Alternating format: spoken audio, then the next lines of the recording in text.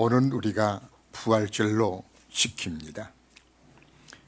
부활절이라는 것은 예수님 자신이 그리스도 되심을 완성을 선포하는 날입니다.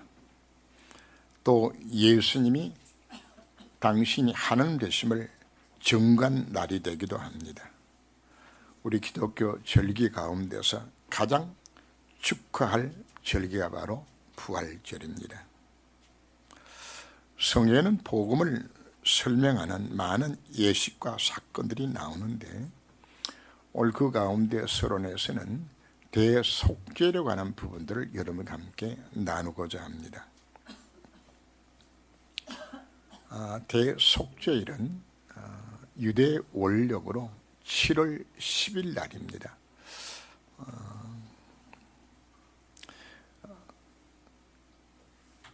1년에 단 한 차례 대제사장이 바로 이스라엘 백성들의 죄를 하나님 앞에 대속하기 위하여서 속죄하는 날이 대속죄일입니다. 제물은 제사장 자신을 위하여서 송아지를 한 마리 준비를 하고요, 백성들을 위하여서 염소 2마리를 준비를 합니다. 그리고 송아지 머리에 손을 얹고 하나님 앞에 자기 죄를 다 고백하고 그 송아지를 죽여서 속죄함을 입은 후에 바로 이 대제사장이 2마리 염소 중에 한 마리를 선택해서 그 한 마리를 죽여서 그걸 이제 양의 뿔에, 제단 뿔에 담아가지고 이걸 들고서 지성소로 들어갑니다. 일반적으로 보통 제사장들이 성소까지는 들어가서 매일 하나님 앞에 향단의 불을 피우기도 하고 거기서 기도하기도 하는데 지성소에는 단 한 번만 들어갑니다.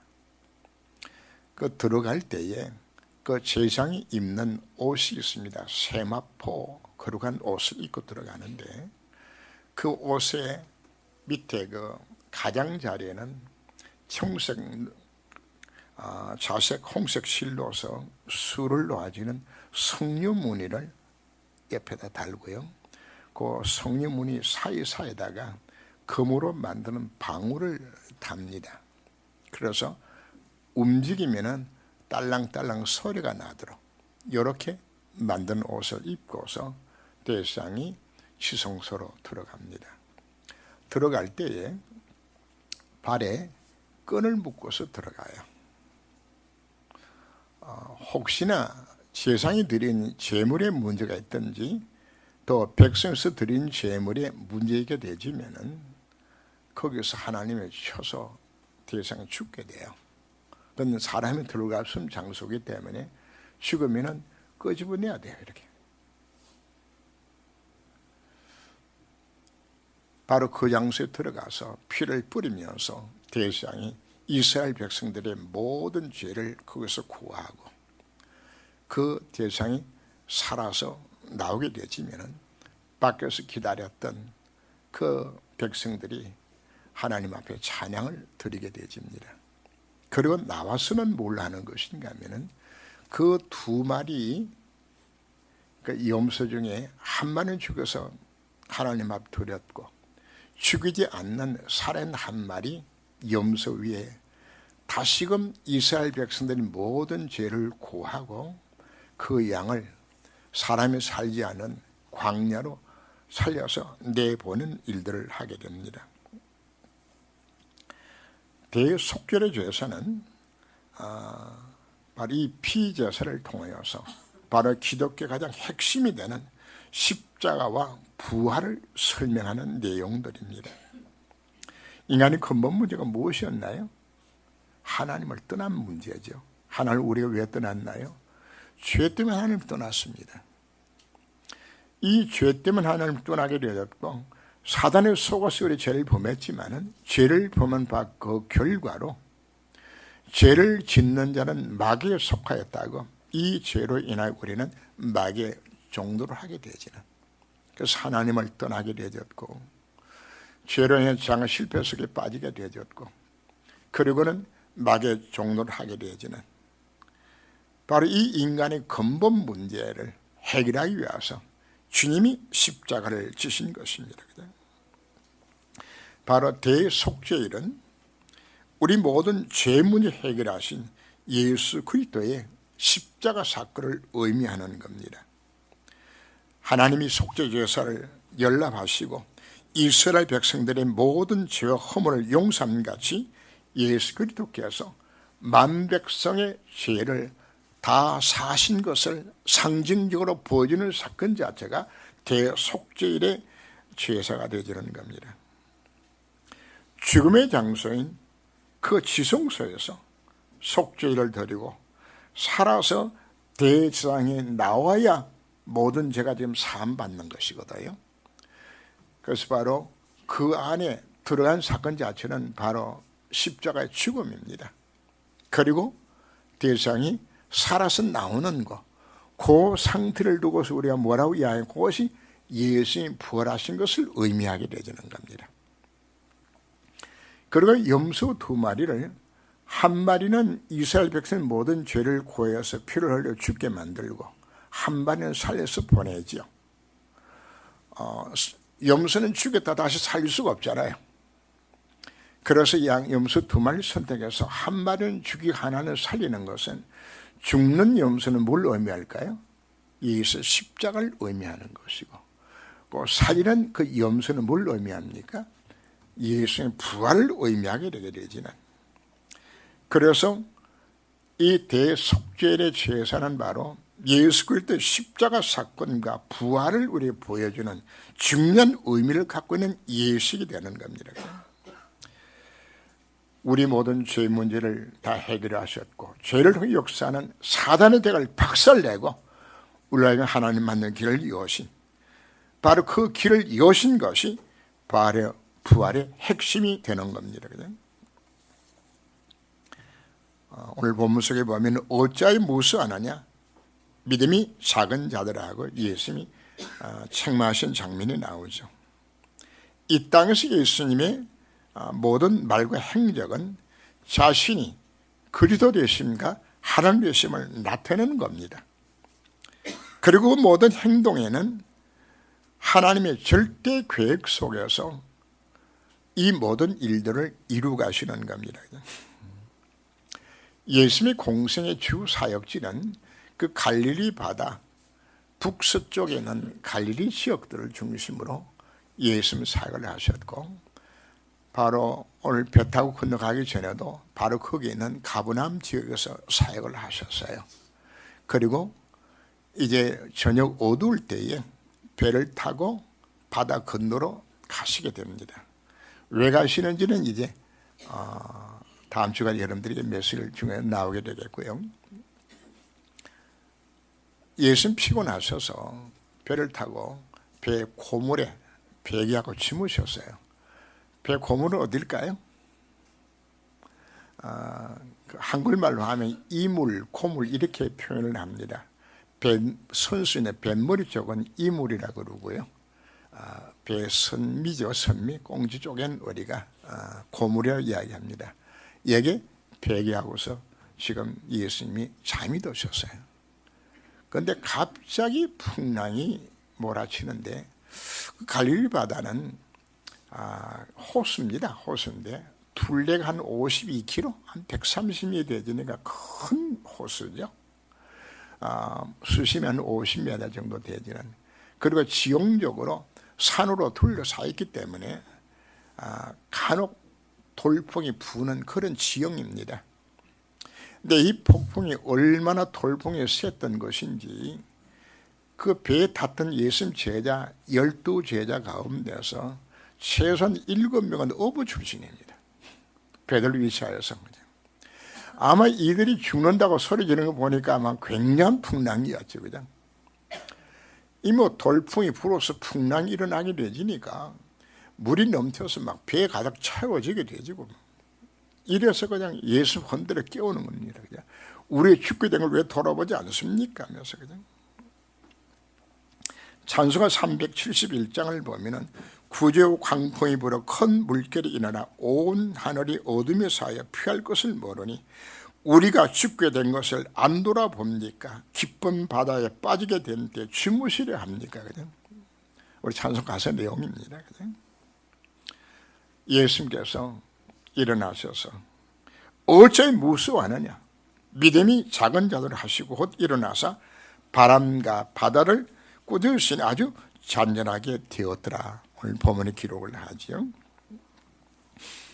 그래서 찬송가 371장 1장의 흐름을 보면은 큰 바람과 물결아 잔잔해 사납게 뛰노는 파도나 저 흉악한 막이나 아무것도 주 편안히 잠드는 누우신 배 뒤분할 능력이 없도다.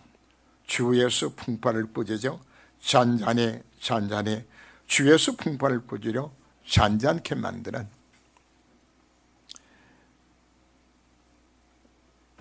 그 배에 탔던 자들이 전부 깜짝 놀라서 그냥 아니 이분이 어떤 분이시기에 바람과 바다도 순종하는 것인가.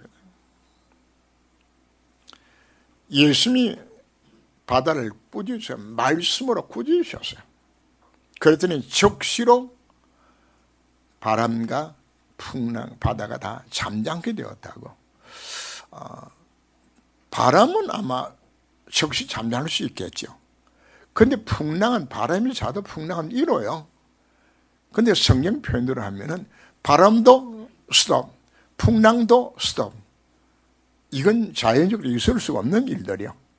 바로 그런 기적이 일어난 사건을 성경 기록하고 있습니다. 눈에 보이는 예수님은 피곤하여 고모를 베개하고 주무시는 인간의 육체를 가지셨지만은 참으로 연약한 모습을 보이셨지만은 예수님 자신은 누굽니까?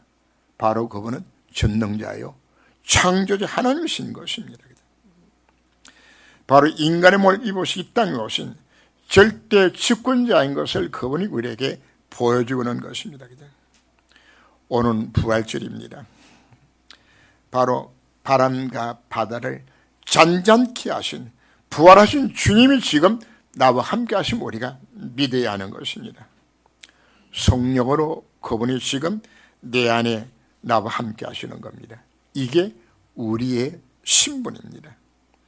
그래서 371장 2절 보면은 구제여 떨리는 내 맘 저 풍랑과 같아서 널 불안에 사여 사니 날 붙들어 주소서. 세상의 풍파가 나를 삼키려 합니다. 지금 죽게 된 날 돌아보사 곧 구원해 주소서. 우리 오늘 이와 같이 하나님 앞에 기도할 수 있습니다. 여러분 어떤 문제 속에 지금 빠져 있나요? 바로 바람과 바다를 꾸짖어 잔잔케 하신 바로 그분이 그 부활하신 그리스도가 지금 나와 함께 하신 우리가 믿어야 하는 것입니다. 혹시 여러분들이 인생의 어떤 폭풍과 비바람 속에서 여러분들이 고통 중에 있는 자들이 있습니까? 제자들이 우리 죽게 된 것을 돌아보지 않는다고 예수를 막 깨우면서 그들이 부르짖었죠. 자, 우리가 인생 살면서 우리는 이런 경험들을 하게 됩니다. 아무리 기도해도 응답이 없는 것 같고 예수님 많은 것 같아요. 주무시는 것 같아요. 내 귀를 안 들으시는 것 같아요. 그러나 그 배에는 누가 계셨죠? 그리스도. 예수님이 그 배에 함께 계셨어요. 지금 여러분 속에 누가 계시는 거죠? 바람과 바다를 꾸짖어 잔잔케 하셨던 바로 그분이, 여러분 인생의 문제를 즉시 해결하신 능력을 가진 바로 그분이 지금 나와 함께 하시는 겁니다. 그분이 누군가요? 부활하신 그리스도가 나와 함께 하실 정말 믿고서, 혹시나 여러분들이 예수님을 내 속에 나와 함께 하시는데도 이 제자들이 그 배에 예수님 타고 계시는데도 불신앙 속에 빠져서 흔들어 깨웠던 그 모습이 오늘 나의 모습은 아닌가요? 여러분 속에 예수님 계십니까? 바로 그분이 어떤 분이신가요? 바람과 바다를 꾸짖어 잔잔케 하신 바로 그분이 지금 나와 함께 하시는 걸 믿으시기를 바랍니다. 그래서 우리는 이 언약을 우리가 잡고서 우리가 기도로 도전해야 합니다. 어떤 사람에게 바람과 바다도 순종하는가?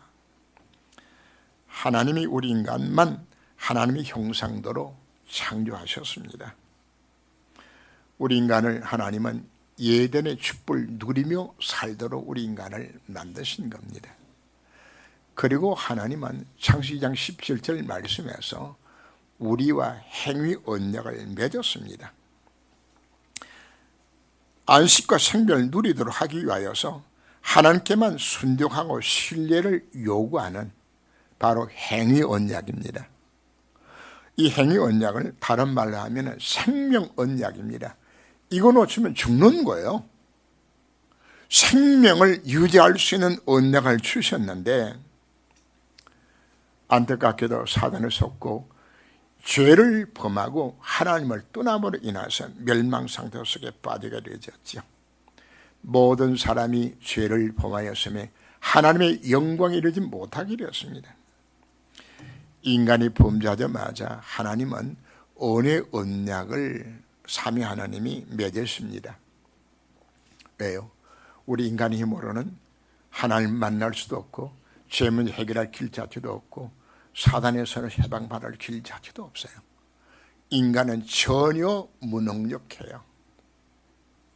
그래서 하나님이 우리 행위로 구원받는 것이 아니라 은혜로 우리를 구원하시기로 작정하셨어요. 그 은혜의 내용이 바로 구속 언약입니다. 성부 하나님이 모든 구원 계획을 세우셨어요. 그리고 성자 그리스도께서 땅에 오셔서 우리의 죄를 대신하여 죽으시고 부활한 사건을 통하여서 우리 모든 죄 문제를 해결하시고 은혜로 구원하시기로 작정하셨거든요. 이걸 성령 하나님께서 우리들에게 각자에게 적용시켜서 예수 영접하면은 하나님의 자녀가 되지는 이 모든 해방받게 만드는 이 놀란 일들을 계획하신 것이 바로 그것이 바로 구속 언약입니다.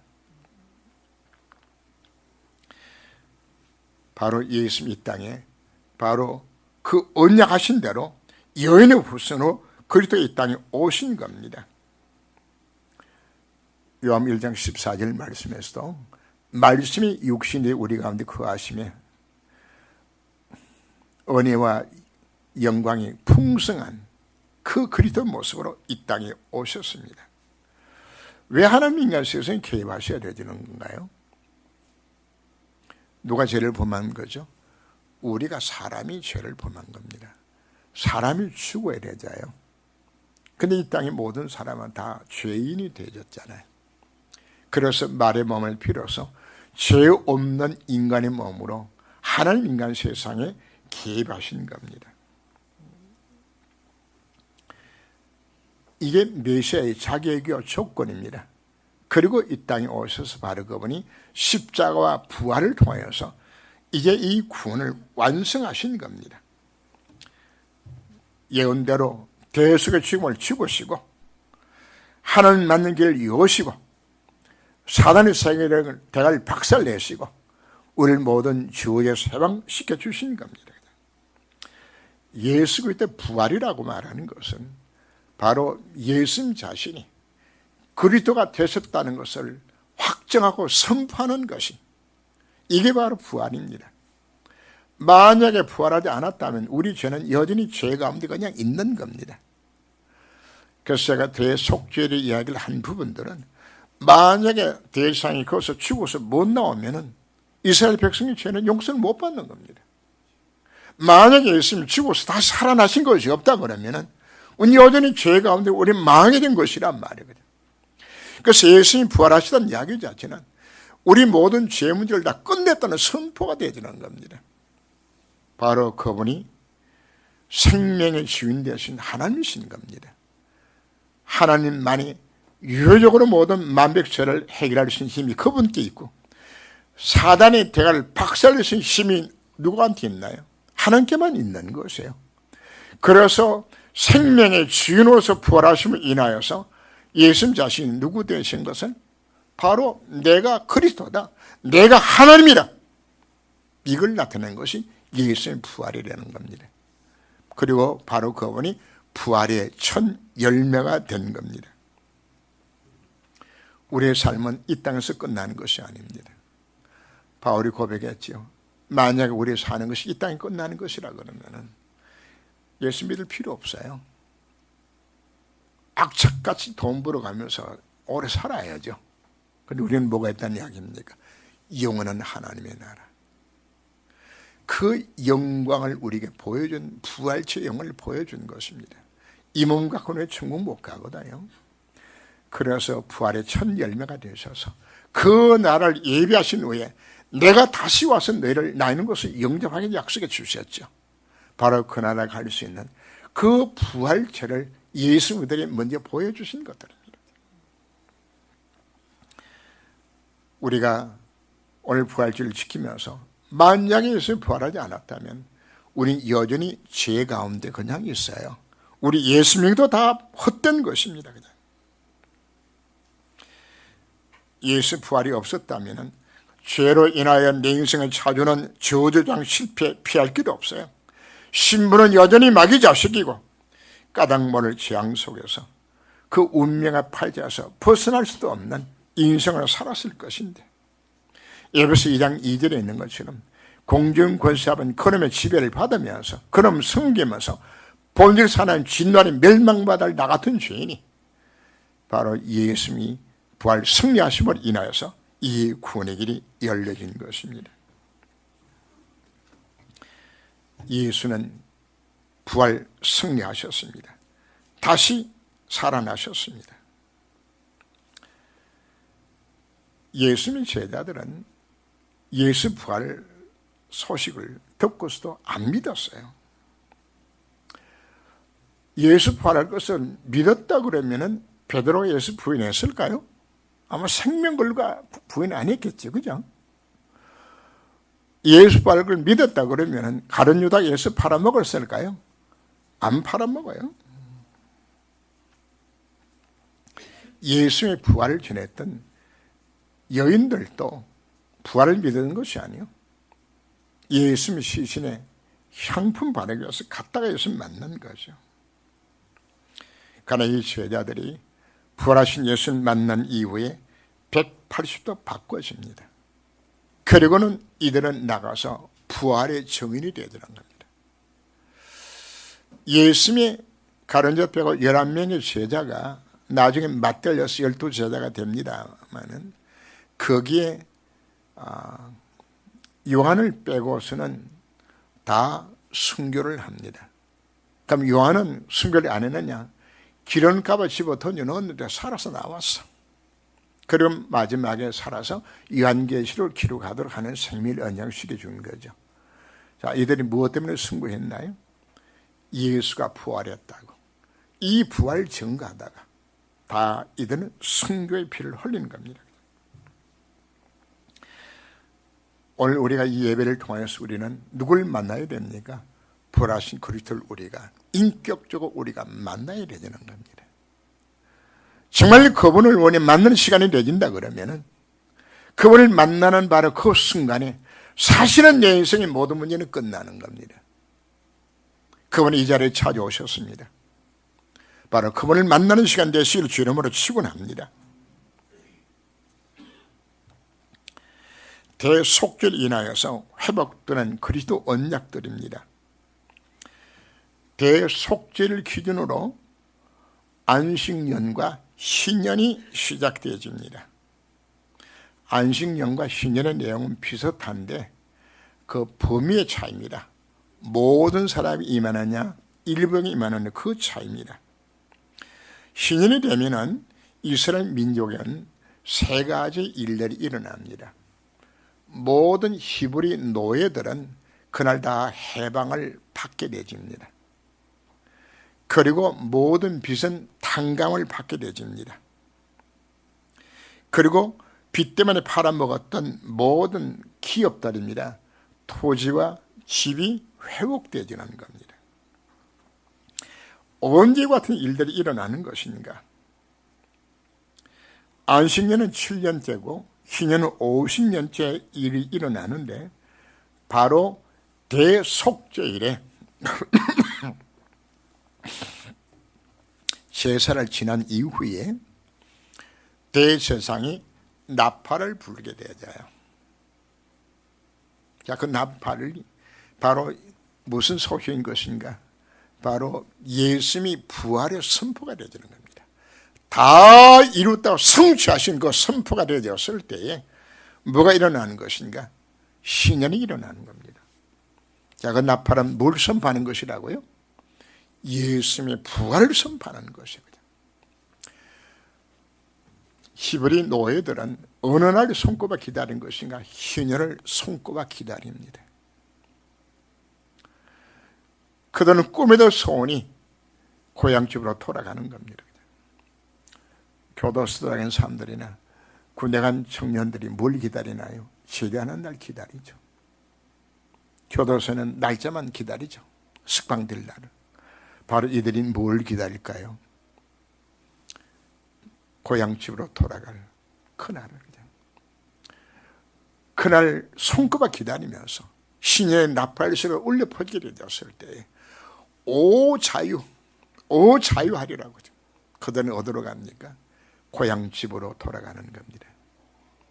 자, 우리에게는 무엇이 우리 인생을 지금 사로잡고 있었나요? 죄로 인하여서 마귀의 종노를 하고 있는 겁니다. 마귀의 노예가 되어졌어요. 여기서 해방받는 것을 선포하는 날이 되어졌다는 이야기입니다. 예수 부활하심에 인하여서 마귀를 박살내고 우리로 하여금 어디로 가도록 하나님을 만나는 길을 열도록 만들게 되지는 마귀 손에서 해방받는 사건 자체가 이게 바로 신년의 사건이거든요. 그죠? 두 번째, 모든 빚이 탕감을 받습니다. 이 빚 때문에 처음에는 집도 팔았고, 이 빚 때문에 토지도 팔았어요. 이 빚 때문에 자식도 팔았어요. 이 빚 때문에 자기 자신까지도 팔려서 지금 노예가 된 것이란 말이에요. 그냥 단순하게 빚을 졌을까요? 집안에 우환 질구고 오고 병들고 돈을 남의 돈을 땡 쓰다 보니까 이것이 빚이 늘어나게 되고 사실 다 무너진 거거든요. 우리는 어디에 빚진 자입니까? 죄의 빚진 자입니다. 예수님 십자가상에서 모든 죄의 빚을 다 갚으신 것이에요. 죄로 인생이 찾은 모든 죄를 그분이 해결하신 것이란 말이에요.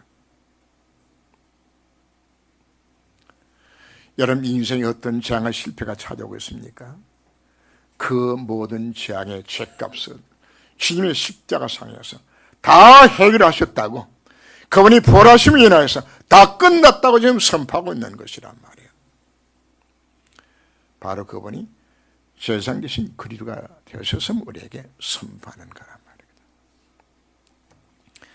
그리고 그날 뭐가 이루어지는 것인가? 그동안에 팔아먹었던 모든 기업들이 회복이 됩니다.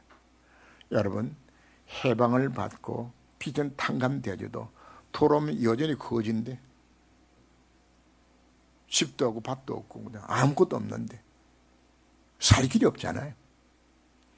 그래서 세 번째는 뭐가 이루어지는 것인가 하면 부모에게 상속받았던 그 토지와 그 집들까지 신년 때 다 회복이 되지는 겁니다. 창세기 3장 사건을 통하여서 멸망 상태에 빠진 우리 인간들로 하여금 다시금 하나님 만나서 모든 기업들이 회복되어지고 모든 죄의 빚에서 우리가 탕감을 받게 되어지고 사단의 해방을 받아서 새로운 시작이 될 수 있는 이 속으로 우리를 불러주신 것입니다. 우리의 모든 죄짐을 그분이 뭐 하셨습니까? 로마서 8장 2절에 있는 것처럼 생명의 성령의 법이 죄와 사망의 법을 완전히 해방시켜 주신 것입니다. 그리고는 우리들로 하여금 원래 하나님과 우리의 무슨 관계 속에 있었다고요? 생명의 언약을 우리가 놓쳐버렸잖아요. 생명관계가 끊어져서 원래 우리 하나님 형상대로 지음을 받아서 하나님 안에서 행복해야 될 우리 인생이 이 모든 죄에 빠졌는데 다시금 하나님을 만남으로 인하여서 우리가 구원받았다는 것은 창세기 1장 27절 28절 하나님 형상이 회복되는 사건을 이야기하는 겁니다. 이게 완전 회복은 우리가 청구해서 이루어지겠지만은 이 회복을 통해서 우리에게 이 축복을 누리도록 우리를 불러주신 것입니다. 하나님 자녀로서 이제는 우리가 이 구원의 축복을 누리며 살아갈 수 있는 모든 부분 다 회복시켜 주셨습니다. 누굴 만남으로? 하나님을 만남으로 인하여서. 나는 누가 되는 겁니까? 하나님의 자녀가. 성삼위 하나님이 함께 하시는 신분. 내가 말씀 언약을 붙들 때 말씀으로 성취하시고 내가 기도할 때 응답하시고 그리고는 주의 성 역사가 임하게 되었을 때에 흑암이 무너지고 천사가 동원되게 되어지는 그날의 시민권을 갖고서 이 땅에서 승리하는 삶으로 살아갈 수 있는 모든 것을 완성하셨다고 선포하는 순간이 무엇이라고요? 신년의 나팔 소리요. 바로 그 신년의 나팔 소리가 바로 무슨 소리일까요? 바로 주님이 부활 승리하셔서 선포하시는, 그래서 신년의 나팔은 바로 예수의 뭘 상징할까요? 예수의 부활이 선포되고 있는, 너 인생의 모든 문제가 끝났다고 우리들에게 말씀하고 있는 겁니다. 우리 인생의 모든 문제 끝났습니다. 마귀의 손에서 우리가 자영을 입었고 더 이상 마귀는 나를 주장할 수가 없습니다. 죄가 사는 모든 형벌들 다 끝났습니다. 이제 오늘 부활절 주일 예배를 우리가 드리면서 그렇다, 바로 그분이 대속죄일에 우리 모든 죄 문제를 해결하고 신의 나팔을 통하여서 내 인생의 모든 해결하신 바로 그분이, 승리의 나팔을 부으신 바로 그분이 오늘 이 자리에 오셨구나. 정말 그 언약을 내가 정말 잡아야 되겠구나. 그래서 오늘 부활절을 통하여서 여러분들이 이 부활의 참된 신앙을 회복되기는 복된 시간 되시기를 주님으로 축원합니다. 부활의 능력을 여러분들이 체험하는 시간 되시기를 바랍니다. 기도합니다. 하나님,